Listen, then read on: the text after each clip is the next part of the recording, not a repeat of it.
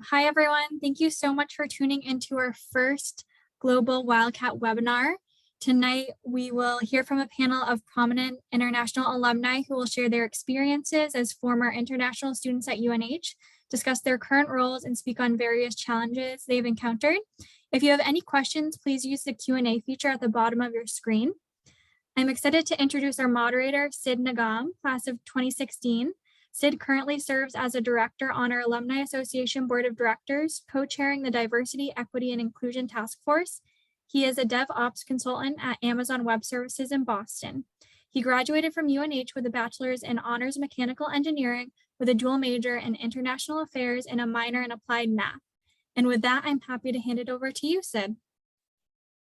Thanks so much, JC, and thank you all for joining. Really excited to moderate the first Global Wildcat webinar. We have a great program and some incredible panelists tonight. And so like JC mentioned, I'm Sinigam and working in Boston, but we have panelists from the West Coast, California, from Vietnam, and from China. So we're in for a great session today. So our first panelist is Shrimika Madhavan, who goes by Mika. She currently works as a senior research associate on the process science team at Atara Biotherapeutics, working on cancer research in California. She graduated from COLSA, which is the College of Life Sciences and Agriculture, with a bachelor's in honors genetics and a dual major in international affairs, and a minor in biomedical sciences. Wow, we did all that in 4 years. At UNH, she also founded the International Student Organization and iGEM, which is a synthetic biology research-based organization. And she also got to research abroad in Japan through a SURF grant and presented her research at several conferences. After that, she went to receive her master's in biochemistry and molecular medicine from the Keck School of Medicine at University of Southern California in 2020. And as evidenced by Mika's Instagram feed, she loves to travel, snowboard, and dine her way through the LA dining scene. I'm so excited to have you, Mika. Next up, we have Riley Tong, who graduated from UNH in 2016. He spent 2 years in Navitas, which is an international study abroad program. And he started off by studying English. He mentioned that when he first joined UNH, he could only speak a few words in English. And, you know, if that isn't called being out of your comfort zone, I don't know what is. He then began classes at UNH as a marketing major, learning useful skills that he still uses in his daily work. After graduating in 2016, Riley returned to China, where he joined a digital customer resource management solution company called Bertelsmann Arvado. And he served clients such as BMW, Volvo, LVMH, and Nike. And then he went on to work for Capgemini as a senior consultant. And currently he works for Deloitte as a senior management consultant. He attributes a lot of his success to his time at UNH and being able to communicate in English with different cultures and folks from different backgrounds. But he is also an amazing soccer player. I was just reminiscing, we used to play in the summer at UNH, and he would always kick everyone's butt. Everyone wanted him on their team. So excited to have you, Riley. And then finally, saving the best for the last, Zeep Tran. She is a training executive at An Binh Commercial Joint Stock Bank in Vietnam, with 2 years of experience prior to that in the training and hospitality industries. She graduated from Peter T. Paul Business College in 2019 with a major in business administration and a minor in hospitality management. She was an active UNH student, serving as the president of the Vietnamese Student Association, VSA, at UNH. She also presented at Cultural Connections, won several academic awards, studied abroad in the UK, and was part of a lot of different student organizations on campus. And since graduation, she has focused on internal training, and she works on course delivery, training, content development, data management, and hosting internal events. And this is this comes full circle. She also works closely with high school students at an academy in Hanoi as an advisor for study abroad preparation. She loves getting to know new people, sharing experiences, and learning from people with diverse backgrounds. Wow, such a great panel. Really excited to ask you all questions and dive into what it is like to be an international student at UNH, and also what lessons you carried moving forward to the rest of your start of your careers and living anywhere in the world after UNH. So with that, the first question that I have for you is, what was it like just being an international student at UNH? Are there any major experiences, events, or highlights that you'd like to share? And we can go ahead and start with Mika if you want to get us started on this. Sure. Thanks for the warm introduction, Sid. I want to add that he also did basically the same thing as me in 4 years.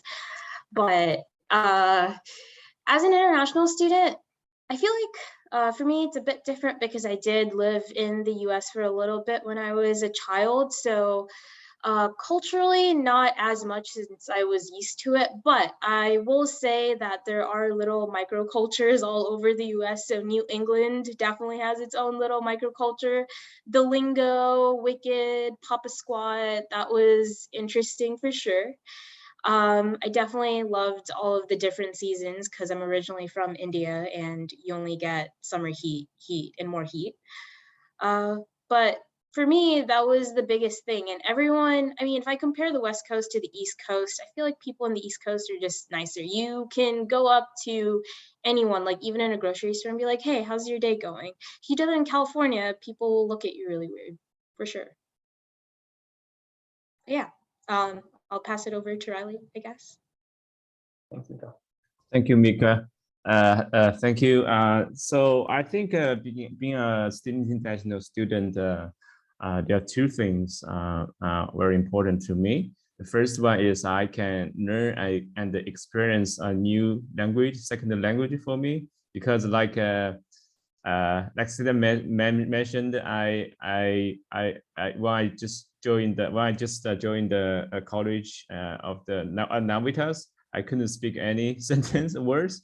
Just speak some few words. But why in the UNH I can practice my English with everyone, and also I can communicate using as a language tool to communicate with everyone at UNH, and also I can make friends there. So for the learning and speak experience and speaking this second language for me is one important thing. And the second one is I can experience a totally different culture to me, because as I mentioned, and now I'm in another half of the earth. Now it's 7:30 a.m. So I can experience the American culture and the English culture, and to know what the source of from different people, and also how's the different college life in America. So I think it's very interesting and important to me, and I learned a lot of things from the college, and yeah, and that's the thing. And I think I pass over to the Dim, right? Yeah, Deep. Yep. Well, thank you. So I didn't have a chance to live in the USA before like Mika. So it was a really big transition for me when I attended UNH. It was my very first time living far away from my home country, going alone. So I was not a little bit, but I was nervous and wondered a lot how it would be like. But then when I went to UNH, I think the orientation program really helped me with the transition. So I got really helpful orientation group leader. And so my transition was not really difficult as I thought it would be before. I got a chance to, like work with different people from different backgrounds, not only US students, but also many international students. And so I think my experience 4 years at UNH was really wonderful. So much better than I imagined it would be. And people there are really nice and supportive. So I think, yeah, I really appreciate that I had a chance to study at UNH. That's awesome. Thank you all. Yeah, I think all of you have basically hit the major points, being at UNH, coming from such an unfamiliar background and not really knowing what to expect in the state of New Hampshire, coming from, India or China or Vietnam. It's kind of mind-boggling to think that that's even possible, but it was such an incredible 4 years. And I think just the culture at UNH, the people at UNH make the world of a difference. I'm sure all of us can speak for hours about how supportive Office of International Students and Scholars, OISS, is, and several other programs at UNH and offices. But I want to know what your favorite experience or event was at UNH. If you could single out one, maybe. I know that's very difficult, but yeah, if you can single out one major experience or event or club that you really still think about from UNH, that would be great. And you can start in the reverse order. So Zeep, do you want to take us away? Yes, as you said, there was so many different events and activities that I like. But if I would, I have to choose one, I would choose Cultural Connections. I think it's like, yeah, it's very informative and a very interesting program that it happens every semester. So I had a chance to meet with and also learn from, not just meet and chat, but learn from different culture. So yeah, I think it's the most, it's the very first thing that I will mention when I talk about my experience at UNH. That's awesome. I love that. And Zeep, can you give a little bit of context about what Cultural Connections was for the folks that might not have gotten the chance? That would be great. Yes, so Cultural Connection is a program organized by OISS, the Office of International Students and Scholars. So we have different presentation every week from international students. They will talk about different topics about the culture. It's completely free, and if you come there, you have information, you have free food it was Friday evening, Friday afternoon at that time. I don't know if they changed the time, but it just happened every week. And then people gather at a certain time to learn about their friends and peers' culture backgrounds. Yeah, it was amazing. Every week you got to learn about a different culture and eat some great food. For me personally, it was an excuse to get samosas. I know, Mika, you presented at Cultural Connections several times as well. So yeah, definitely a great memory. Thanks for sharing, Zeep. What about you, Riley? Yes, for me, I think the most important, interesting event is playing soccer, playing football with my friends in the international group. So like because being a soccer player is one of my dream actually, but because of my body is not good enough, so I failed my dream. But because sometimes studying at UA abroad is very lonely for me because I couldn't see my families every day. So playing soccer is sometimes can help me, so can give me a lot of support. So I really enjoy to play soccer with the friends, and I can making friends there. So it's very important to me, and yeah, I think even now I sometimes I chat with my soccer friends with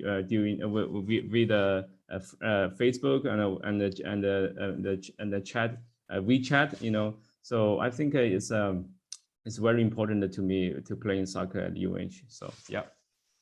That's awesome, Riley. Love to hear it. Yeah, I still have nightmares about how you used to beat everyone and just destroy all the teams. So I can tell that it would be a great experience for you. But it is Thank such you. a fundamental, like such a fun sport. Transcends cultures and so global. So yeah, love that. Mika, Thank what you. about you? Honestly, this is a super hard one. So I don't know if I'm cheating a little bit, but I liked all of the big international events that they had at the MUB. So like Diwali or Lunar New Year, Holi, or like every single like cultural group would organize their event of the year, and it was always fun to go to those and immerse yourself in that culture and also feel a little bit of your own culture, because Sid was also the president of the Indian Student Org. So that brought back a little bit of your culture, and like you don't miss your family as much in those moments. For sure, freshman year was hard because being away from home is always really tough. So I would say the cultural events were one of the best experiences, and you also get free food sometimes if you don't have to pay for tickets. That's awesome. Yeah, Mika, I love it. I remember us doing so many different dances for Diwali, the colors during Holi. So yeah, definitely a big highlight for me, honestly. Yeah, some of those, I think pretty much all the events that you all talked about, I just loved all of them, except playing soccer because I wasn't that good at it, but it was always fun to play still with all the friends from around the world at UNH. So that was great. But Mika, you did hit upon something that I think is often overlooked. Traveling abroad, studying abroad, being an international student. It's almost glamorized in a way that, oh wow, look at you going halfway across the world, having fun, doing this, leading that. And while it is fun, it's also difficult, right? Missing family, not being able to see them for years, struggles with the visa. So I'm hoping we can touch on that a little bit today. But before we dive into that, I want to ask about the cultural differences. So maybe this kind of touches on that. But what were some of the biggest cultural differences that you all noticed when you first came to UNH? And anyone can start. Mika, do you want to go? You look like you have an answer ready. Cultural differences, again, it's really hard, but I was a child, so when I like came back, definitely living by yourself without having family there with you. So I remember the first day when my roommate moved in. I was in Hitchcock Hall, which is a part of Upper Quad. Her family was there to help her like move in, and it was really nice to like see that. And I had a week of orientation, which was also amazing. I met some amazing people, but at the same time, I remember struggling to get things from Walmart and putting it into like the UNH like bus to like bring it back to my dorm room to get it all set up. So being away from family was hard, but culturally, UNH was very inclusive. So I have to say that meeting everyone at orientation and trying to talk to people from other places helped me assimilate faster to what was going on. And going from like high school to undergrad by itself is a big jump, right? So trying to understand how coursework works here, or how to like finish your assignments, and like running around from place to place to make sure you're in the right area. Believe I was confused for like 2 months. I have zero direction sense, so that was hard. But I think the people around me definitely made it a lot easier. So I do think that like the RAs and OISS were a big part into me like integrating into like academia as a whole. But culturally, I didn't see that many differences because I've been in both places for a while. Gotcha. Yeah, that's definitely a very interesting take. Being an international student, but having lived in the US before. So yeah, I appreciate that. I think seeing, that you didn't really think there was a big cultural difference. What about you, Riley? Did you notice a big difference from, where you were born and brought up and then coming to the US, especially with very limited skills in English, as you had mentioned? Yes, because in China we only have how do I say that word? One race, because we all people, we are all same, and but in America we have people from India, we have people from Vietnam, we have people from everywhere, so everybody use this we use English as official language, and the community, and share the source, and share the experience, life experience. I think that's the biggest cultural difference to me, because I can speak English and to connect with different people from different culture, like you, India. So because of English, I can know, okay, what's the life, because I never been India, so I can know what's the life is look like in the India, and I very expect it. And because my father, he's a Buddhism. I don't know how to say that word, right? And so I read, because of my friends, they are some of my close friends, they are from India. We play soccer together, and they told me about something interesting. For example, like food, I very like food from India. So I very looking forward to sometime I can travel to the India.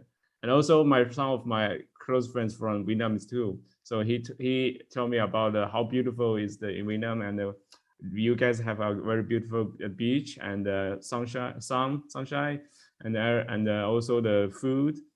So I think to study abroad and in the US, and can make different people from different culture use the English as a language to communicate with them, to get kind of this information is very fun to me. So yeah.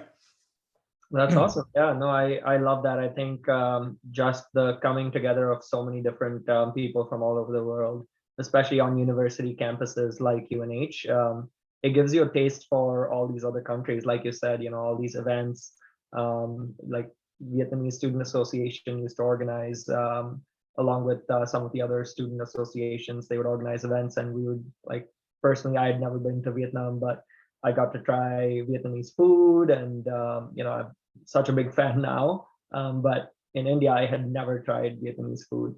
So yeah, you're right. Like, you should try it. oh, I did, and I love it now. But before I came to UNH, I didn't really have a chance to check it out. So I love that fact about UNH, especially just having so much diversity, and people from all around the world coming together, sharing their cultures and experiences, and then growing together. It's a lot of fun. What about you, Deep? What were the biggest cultural differences that you noticed? So I share the same feeling with Mika and also Riley. The very first thing I think about is to be independent and living on my own, just as Mika mentioned before. From the very small things, moving in all by myself, prepare things, to making decision on my own. So really learn how to grow up and do everything on my own. And also about the cultural differences, just as Riley said it before, not only the US culture, but also learn from different cultures from my friends.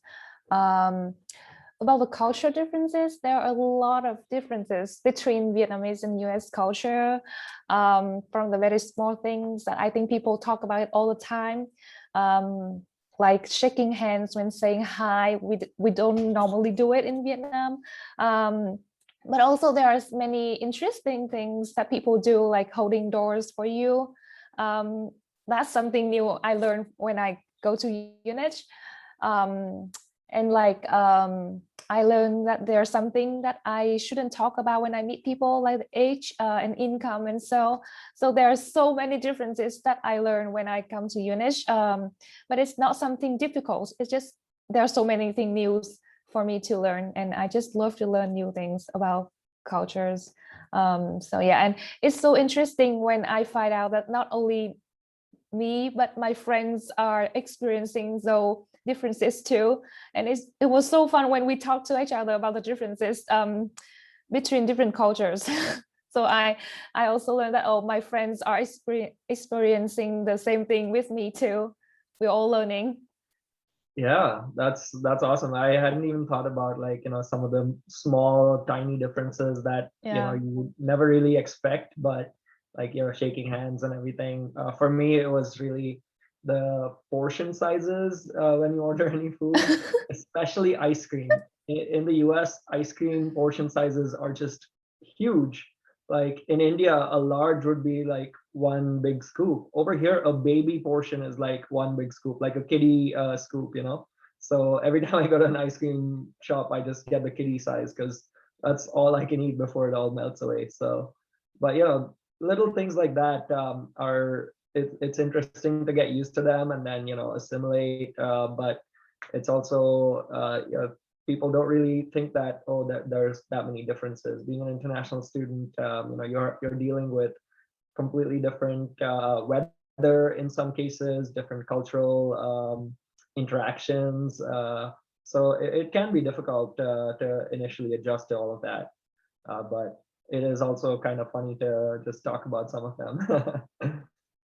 But yeah, so I'm curious to hear about what your current roles are, and then how how UNH really prepared you for your current role, whether that's related to your major or not, and just working after UNH, what's that been like, especially if you're working internationally. You learn, you do 4 years at UNH, study here, and then how does that translate into working in Vietnam or in China, or even in the US? I'm curious to hear all of your takes, because in the US you have to deal with visas internationally, or learning curriculum based in the US, and then you're applying those concepts. So yeah, it's a loaded question, but would love to hear all your takes on working after studying at UNH. Anyone can go, whoever wants to take a stab at it. I can go first, All right, if you go for mind. it, Ryan. Yes, thank you for the question. And yes, I actually, I graduated from the Peter Paul Business College in the 2016 December, and my major is marketing. So in the college, for example, I learned a class like market research. We use the SPSS tool to analyze the different brands' products. So now I'm working in the Deloitte. I just joined the Deloitte, but I've been like a consultant for like almost 6 years. Two things. The first thing is because Deloitte is the international class company, so I still use the English as a mentor to write my email to communicate with different stuffs in the Deloitte, which is fun. And also the second one is like I mentioned, most of our projects is helping our clients to make the market size, to search, to market research different of the products and to launch their new product.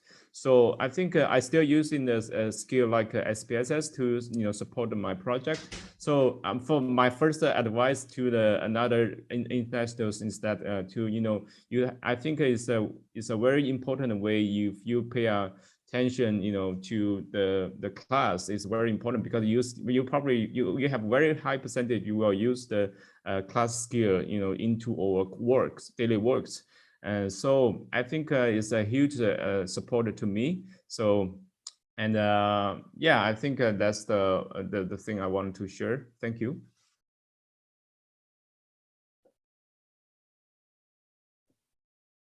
I can go Okay. next. Thanks, Riley. So just to kind of recap, currently I work at a biotechnology company that works on cancer cell therapeutics. So at UNH, I was working in a lab, which I think is the primary like foundation. So I learned a lot of my like foundational like research skills, and then moved on to like understand how to critically think and analyze certain like studies or experiments.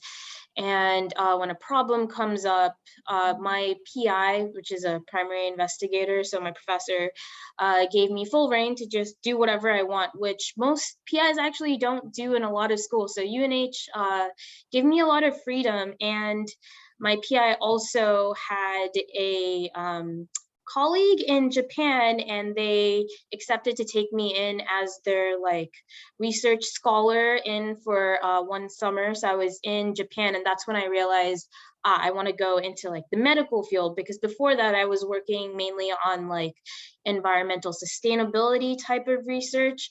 So I think the people and the professors specifically at UNH helped me get to where I am now. And USC is just, I need to get more experience in research to actually get the job that you want. I feel like at least in biology-based jobs, like research-based jobs, the more experience you have in a certain topic, the better you are like getting hired into a certain area.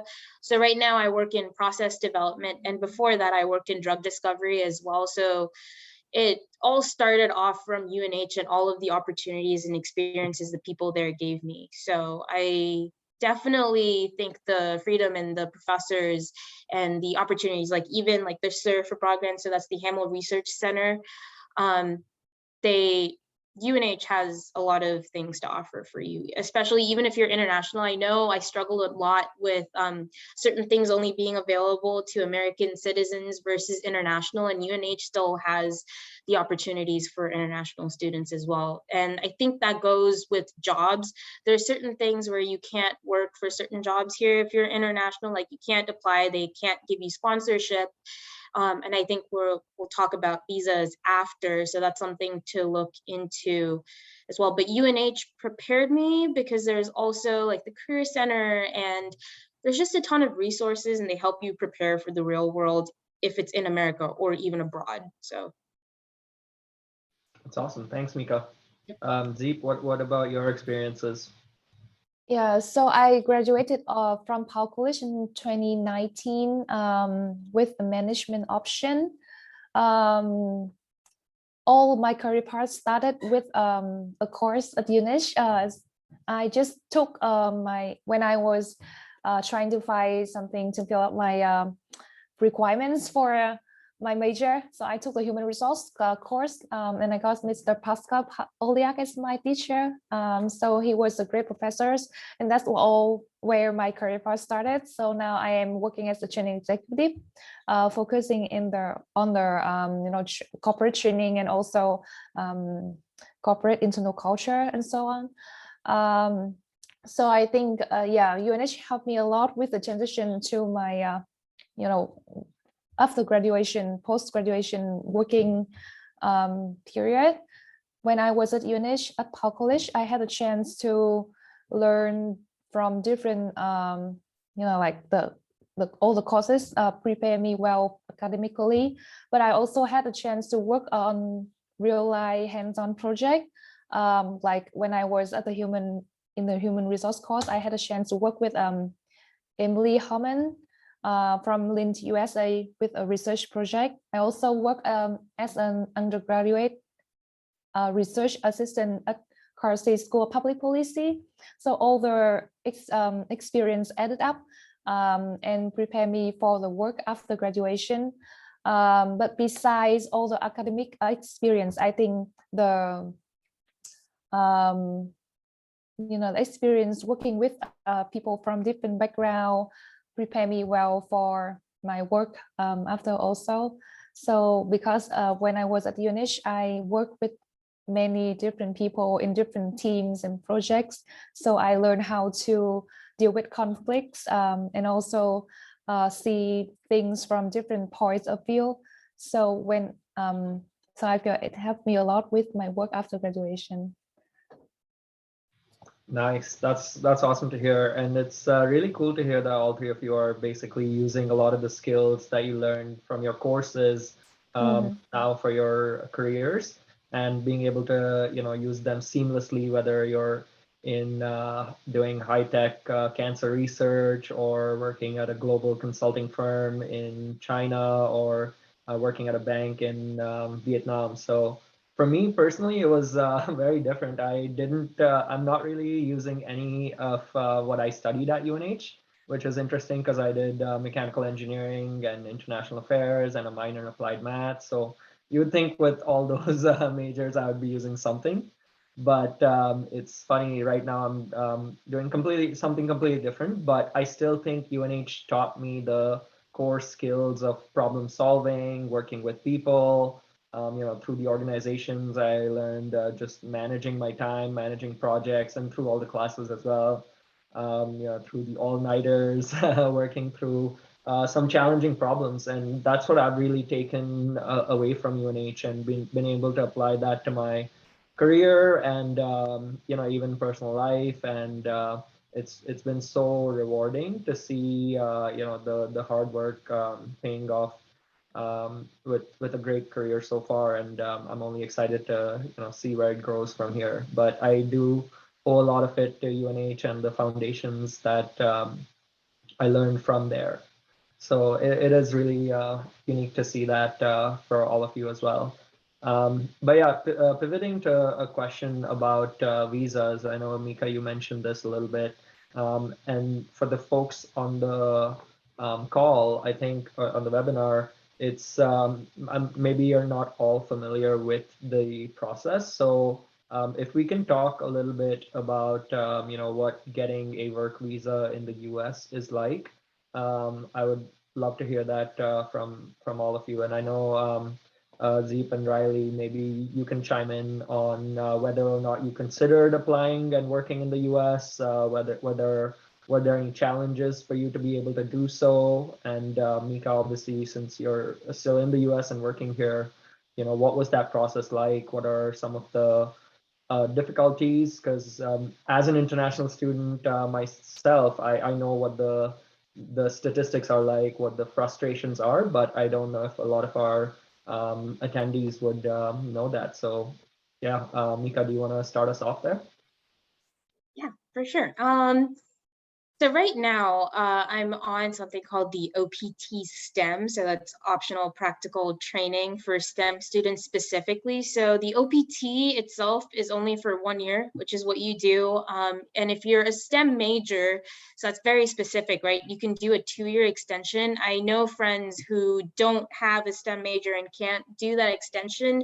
So they have to actually go through multiple ways to like stay with their current like job. And I can't, like, there's multiple other visas where you have to like take school on the side, so you're like full-time working with also like part-time school, which is very stressful because I know they work and then they go to school, and that's pretty much their life for a while.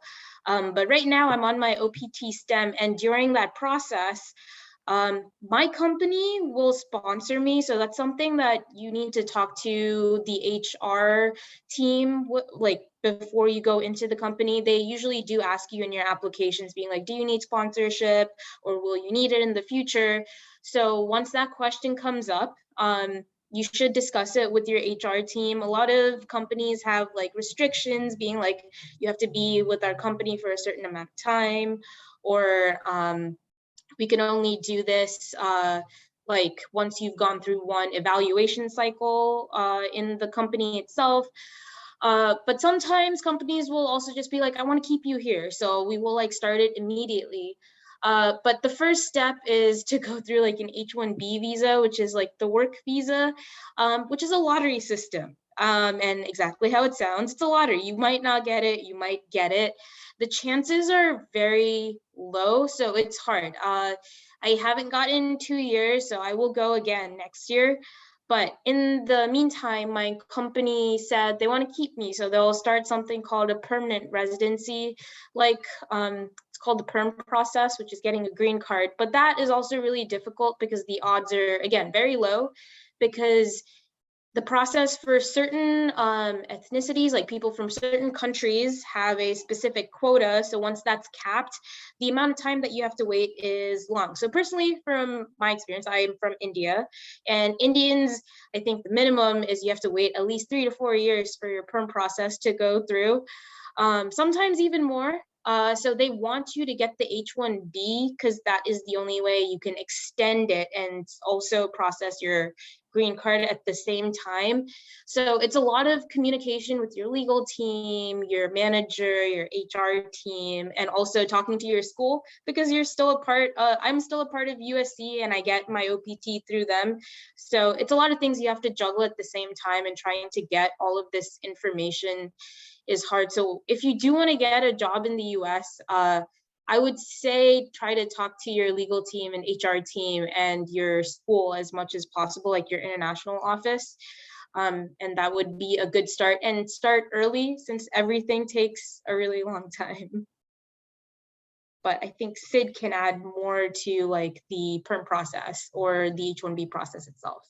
Yeah, absolutely, Mika. And that is one of the challenging parts about being international in the US, especially after you graduate. It's kind of disheartening to see so many of my friends have already left and gone back to the countries where they came from because they weren't able to get the H-1B visa. And like Mika said, it's a lottery system, and this lottery system was created in 1990, just for some background. So it's fairly old, fairly dated. None of the other major countries do a lottery system like this. Canada, UK, all these major countries have a point system, which takes into account how long you've been here, where are you working, and a bunch of other criteria. But for the H-1B, it's in the fiscal year of 2021, I looked up some statistics. They had 275,000 applicants, and the number of seats, the number of H-1B visas that were given out were only 85,000. So the probability is a 30% chance. So regardless of whether you're doing life-saving cancer research and your company wants to keep you, you still have just a 30% chance of staying. And that's with a master's degree. With just a bachelor's, it's even lower. And with a STEM degree, you can apply for this H-1B lottery 3 times, up to a maximum of 3 times over the 3 years. But without a STEM degree, it's even the numbers are further against you, right? Because you only have that one attempt. And with a probability of 30%, it's very difficult. And this is, this adds so much stress and pressure to folks working in the US as internationals. Like, your first few years of your career, you're trying to build relationships, set some footing, maybe buy a property, or find a town that you want to live in. But for international students or international workers, it's hard because they don't know if they'll be here in the next 2 years or 3 years if we don't get the H-1B visa. So yeah, that's one of the harsh realities. But Riley and Zeep, I'm interested to hear your take on whether either of you had gone through this process, or were you firm in your mind that you wanted to go work in Vietnam or China? Or can you walk us through what your thoughts were? Zeep, do you want to go first? Yes. So as you, Mika, mentioned it before, it was a long and also difficult process. I did think about working in the US after graduation, but I didn't really have a chance to. One reason was because of my status. So it was hard to admit, but it was the truth that because of being an international student, we do have some disadvantages compared to other candidates. So I was trying to find a job, but it didn't work out that way. And also I want to, besides all the process, and so the major is a reason too. So compared to STEM student, I think that business students are much harder to find the job after graduation, even on OPT, not to mention the visa. And also in my situation, I was following the human resource path, so it was even more difficult because common thought that human resource officer should understand well the culture and so on. So in my situation, it was really hard to get a job because of the major and also my status. So after trying, I decided to go back to Vietnam and find a job after graduation. How about you, Riley? I think you shared some of my feelings after graduation, right? All the difficulties. Yeah, thank you, Jim.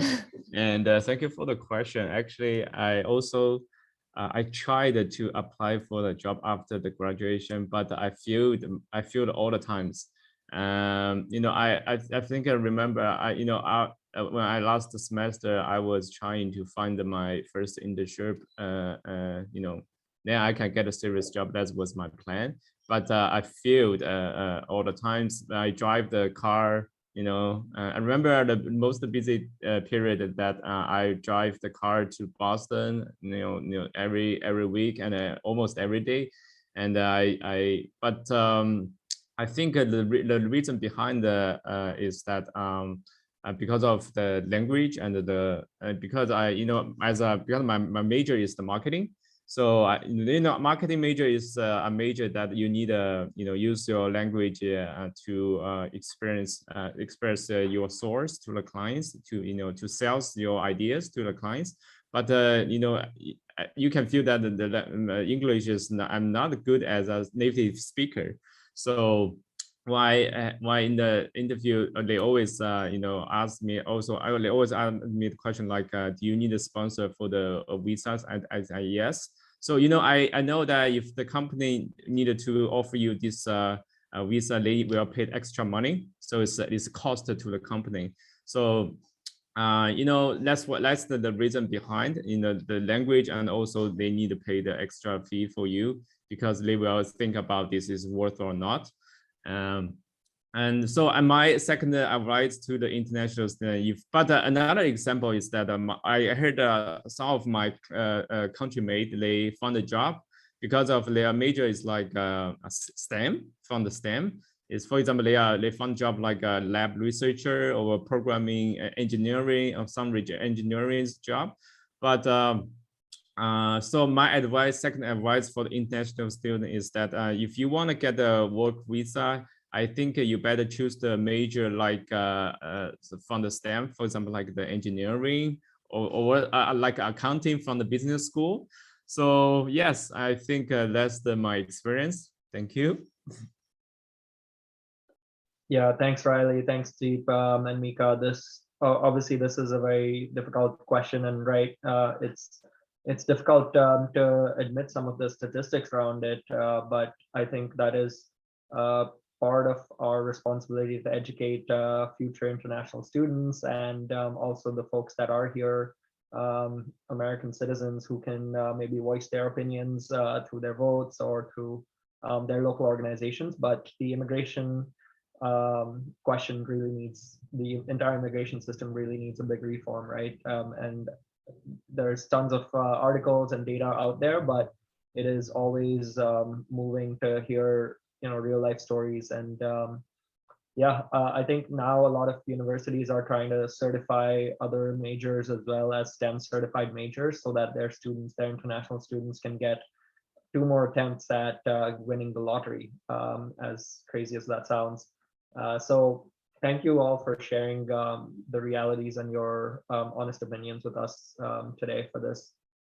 But it is also good to hear that you can take the skills and learnings from UNH and go literally to the other side of the world in Vietnam or in China and apply those learnings, those principles, work for multinational companies, and still make a big impact no matter where you are. So with that, I think I'll go to the last question for the panel before we open it to the Q&A from the audience, given that we're running pretty close to the end of this call. So the last question is, how do you stay connected as a UNH Wildcat now that you're an alum? Who wants to go first? Mika? Just gonna unmute myself.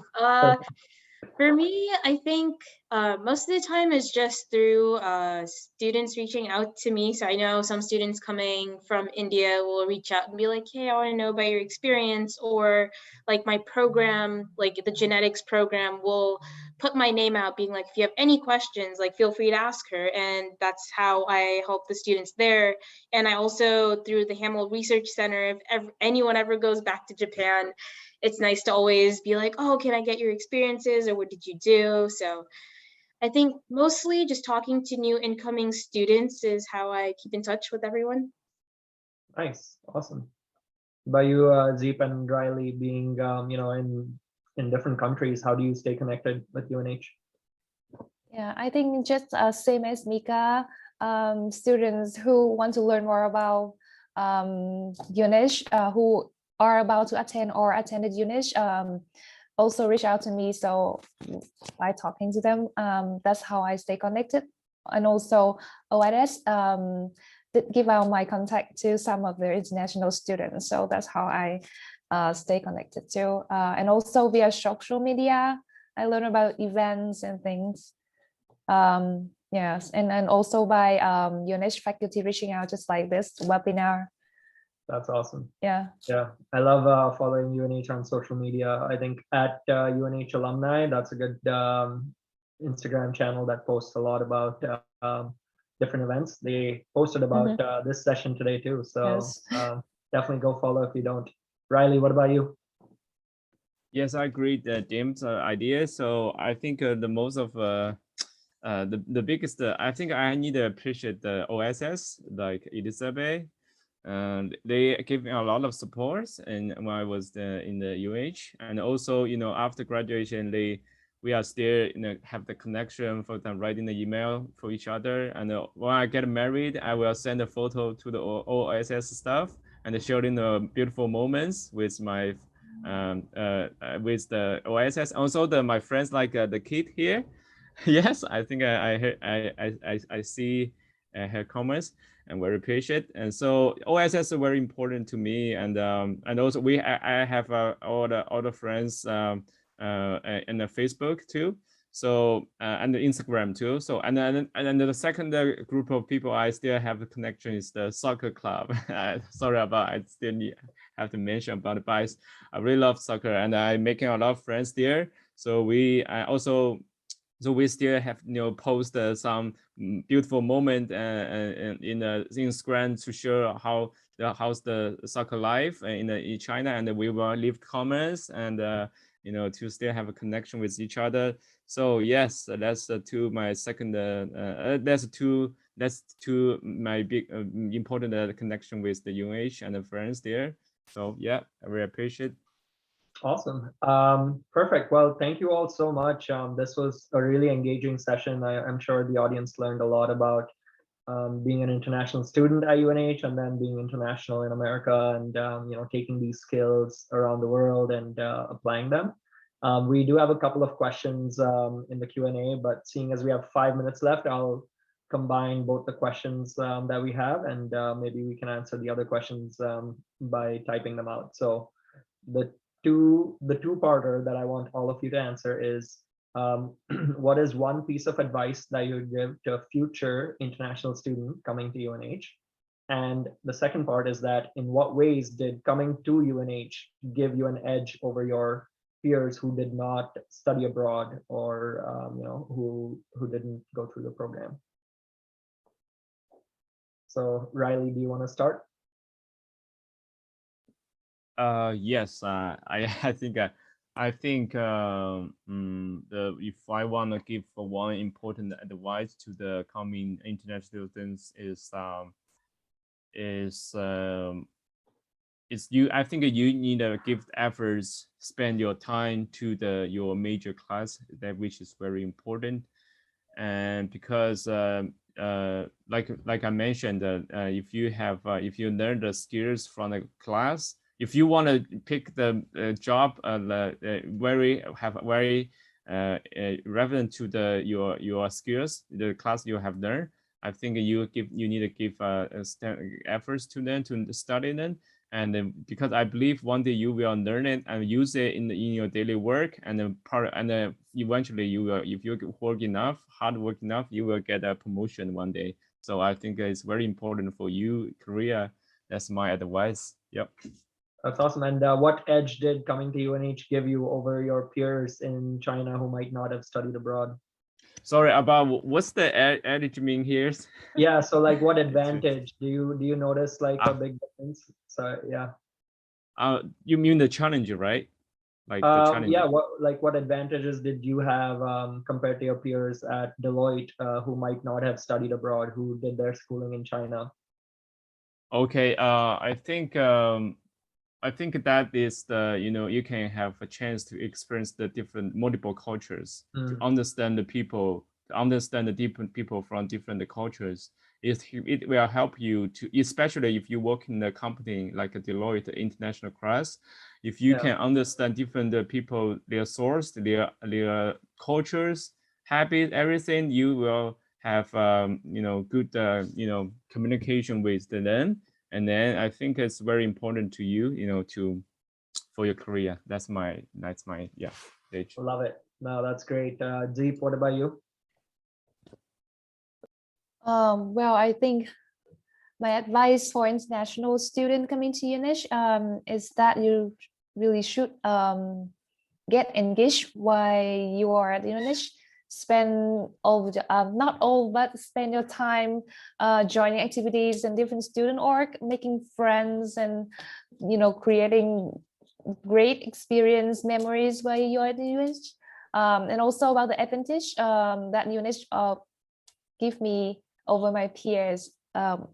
One thing is that Pao College does offer good programs, so I got the chance to learn things that some of my peers really didn't have a chance to learn while they were at university. So I feel like I'm very well prepared when I'm working right now. And also, as Riley said, having a chance to work with different people from different backgrounds at universities too, as I mentioned before. And one more thing, studying abroad make me feel more independent and stronger. So right now, when I have difficulties or challenges, I feel like I can deal with those things, because when I was at UNH, I learned how to be independent and solve things on my own, just like you said, problem solving skills and things. So that's how UNH prepare me for postgraduate jobs. That's awesome. Yeah, if you can do it halfway across the world, you can do it anywhere, right? Yes. Mika, what about you? In the interest of time, I will make it fast. But I know we're already outside of our comfort zone since you're in a whole new country, but while you're there, just keep pushing, right? Like, what's the worst that could happen? Feel free to reach out to people, talk to your friends, talk to your professors. Everyone's there to support you, which seems like not true for a while, but I feel like without their support, I wouldn't be where I am right now. And for Edge, I would say experience, taking a page out of everyone's books. I met a lot of people from different places in the world, and those experiences are amazing. I would never get that anywhere else, and none of my friends back at Indio have those experiences. So definitely go out and meet everyone you possibly can and take every opportunity you can. Absolutely. Don't ever be afraid to ask for help. That is huge advice, not just at UNH, but even after. So thank you all, panelists, for your time tonight, and for everyone that tuned in and stuck with us all the way for an hour. Thank you all so much for joining us, and hope you got to learn and enjoy this session. If you'd like to share this webinar with anyone, it'll be posted later this week in the UNH Alumni Webinar Library, and those resources will be emailed to you later this week. We hope you continue to tune in to other webinars in the future. The UNH alumni team makes really great events, and you can continue to watch the alumni website. It's unh.edu/alumni. and our social media channels as well for more information. Thank you all once again, and thanks JC for hosting us. Appreciate it. Thank you all.